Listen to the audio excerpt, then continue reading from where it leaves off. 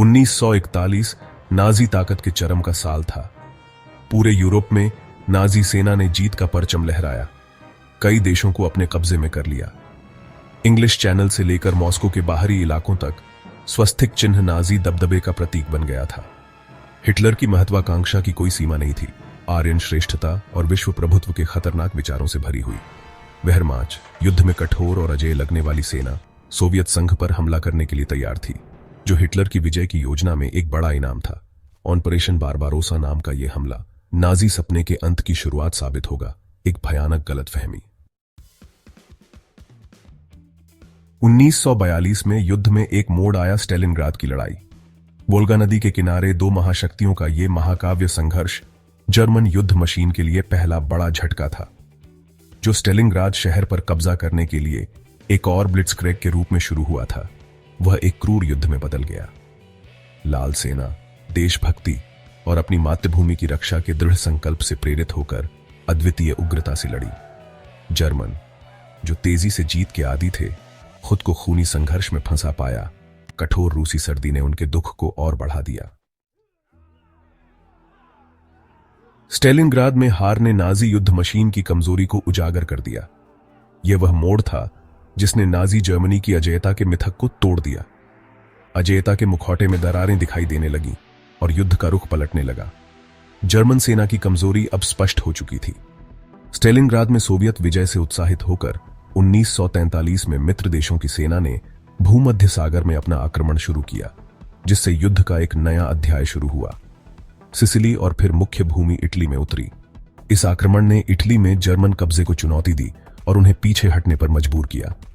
इस नए मोर्चे ने जर्मन सेना को अपने सैनिकों और संसाधनों को मोड़ने के लिए मजबूर किया, जिससे उनकी पहले से ही फैली हुई रेखाएं और खींच गईं। जर्मन सेना को अब कई मोर्चों पर लड़ना पड़ रहा था, जिससे उनकी पहले से ही फैली हुई रेखाएं और खींच गईं। आपूर्ति की कमी और थके हुए सैनिकों ने जर्मन सेना की स्थिति को और भी कमजोर कर दिया। अगले साल 1944 में निर्णायक झटका लगा। नॉर्मंडी, फ्रांस में मित्र देशों का उतरना। यह आक्रमण इतिहास में डी डे के नाम से जाना जाने लगा। डी डे, जैसा कि इसे जाना जाने लगा, पश्चिमी यूरोप की मुक्ति की शुरुआत थी। इसने नाजी कब्जे के अंत की शुरुआत की। नॉर्मंडी के समुद्र तटों से मित्र देशों की सेनाओं ने पूर्व की ओर धकेला, हर कदम पर नाजी प्रतिरोध को तोड़ते हुए। पेरिस को मुक्त कराया और जर्मनों को उनकी अपनी सीमाओं की ओर वापस खदेड़ दिया। यह मित्र देशों की निर्णायक जीत की दिशा में एक महत्वपूर्ण कदम था। भाग 4, कमजोर होती युद्ध मशीन, आर्थिक और आंतरिक कमजोरियां।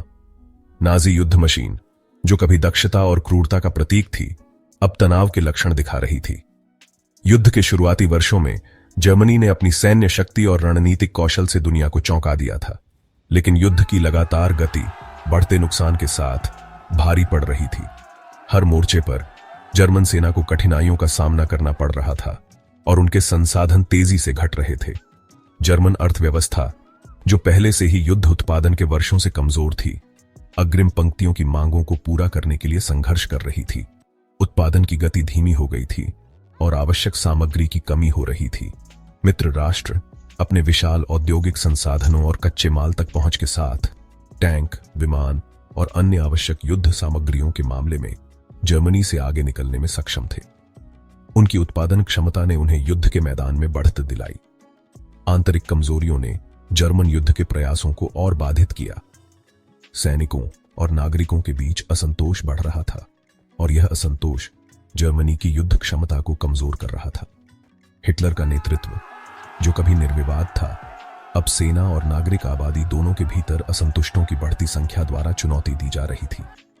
यह असंतोष नाजी शासन की नींव को हिला रहा था। डर और प्रचार की नींव पर बनी नाजी व्यवस्था अंदर से ही टूटने लगी थी। यह आंतरिक विघटन जर्मनी की युद्ध मशीन को कमजोर कर रहा था और अंततः उनके पतन का कारण बना। भाग 5, रीच का पतन, सोवियत की कुचलती हुई बढ़त। 1945 में नाजी नाटक का अंतिम कार्य सामने आया। लाल सेना अपनी भूमि को मुक्त कराकर अब पूर्वी यूरोप में आक्रामक थी, रीच के केंद्र की ओर लगातार बढ़ रही थी।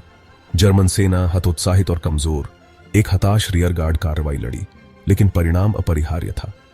जो शहर और कस्बे कभी जैक बूट्स और नाजी सलामी की आवाज से गूंजते थे, अब आगे बढ़ती सोवियत सेनाओं के हाथों में जा रहे थे। बर्लिन की लड़ाई जर्मन सेना के अवशेषों और कट्टर नाजी कट्टरपंथियों द्वारा अंतिम प्रयास एक क्रूर और सर्वनाशकारी मामला था। उनकी राजधानी शहर के खंडहरों के बीच नाजी शासन ने अपनी अंतिम सांस ली। भाग 6 बंकर के अंदर हिटलर के शासन के आखिरी दिन। जैसे ही लाल सेना बर्लिन के करीब पहुंची, हिटलर अपने भूमिगत बंकर में वापस चला गया, जो कंक्रीट और निराशा की एक भूमिगत दुनिया थी। यहां अपने आंतरिक घेरे से घिरे उसने आदेश जारी करना जारी रखा, इस भ्रमपूर्ण विश्वास से चिपके हुए कि जर्मनी अभी भी जीत हासिल कर सकता है। हालांकि वास्तविकता बहुत अलग थी। फ्यूहरर बंकर, जैसा कि इसे जाना जाता था, नाजी शासन के लिए एक मकबरा बन गया। बर्लिन के पतन के साथ हिटलर ने आत्महत्या कर ली। कब्जा और अपमान के बजाय मौत को चुना। आतंक का उसका शासन, जिसने दुनिया को अंधेरे में डाल दिया था, आखिरकार खत्म हो गया। भाग 7 अतीत की गूंज, तीसरे रह के खंडहरों से सबक। नाजी जर्मनी का पतन इतिहास की एक कठोर चेतावनी के रूप में खड़ा है। यह हमें अनियंत्रित महत्वाकांक्षा, कट्टर विचारधारा और नस्लीय घृणा के भयावह परिणामों के खतरों की याद दिलाता है। यह पतन हमें यह भी सिखाता है कि जब सत्ता का दुरुपयोग होता है तो समाज पर इसके कितने विनाशकारी प्रभाव हो सकते हैं, और नस्लीय घृणा के भयावह परिणामों के खतरों की याद दिलाता है। हमें यह समझना चाहिए कि नफरत और असहिष्णुता का कोई स्थान नहीं होना चाहिए। तीसरे रह की राख से सीखे गए सबक को आने वाली पीढ़ियों के लिए एक मार्गदर्शक के रूप में काम करना चाहिए। यह सबक हमें यह भी सिखाता है कि शिक्षा और जागरूकता के माध्यम से हम भविष्य में ऐसी त्रासदियों को रोक सकते हैं। हमें स्वतंत्रता, लोकतंत्र और मानवाधिकारों की रक्षा में सतर्क रहना चाहिए। यह हमारी जिम्मेदारी है कि हम इन मूल्यों को बनाए रखें और उन्हें मजबूत करें, और मानवाधिकारों की रक्षा में सतर्क रहना चाहिए। हमें यह सुनिश्चित करना चाहिए कि हमारे समाज में हर व्यक्ति को समान अधिकार और सम्मान मिले। हमें नाजी शासन द्वारा किए गए अत्याचारों को कभी नहीं भूलना चाहिए। यह हमारी सामूहिक स्मृति का हिस्सा होना चाहिए, और ऐसी दुनिया बनाने का प्रयास करना चाहिए जहां ऐसी भयावहताएं फिर कभी न दोहराई जाएं। यह हमारा कर्तव्य है कि हम शांति और सद्भाव को बढ़ावा दें। नाजी अत्याचार के पीड़ितों की स्मृति, शांति की नाजुकता और सभी के लिए सहिष्णुता, समझ और सभी के लिए सहिष्णुता, समझ और सम्मान के महत्व की निरंतर याद दिलाती रहनी चाहिए। यह हमें यह भी याद दिलाता है कि हम सभी को एकजुट होकर एक बेहतर भविष्य की दिशा में काम करना चाहिए, और सम्मान के महत्व की निरंतर याद दिलाती रहनी चाहिए। हमें यह सुनिश्चित करना चाहिए कि हम अपने इतिहास से सीखें और एक न्यायपूर्ण और शांतिपूर्ण समाज का निर्माण करें।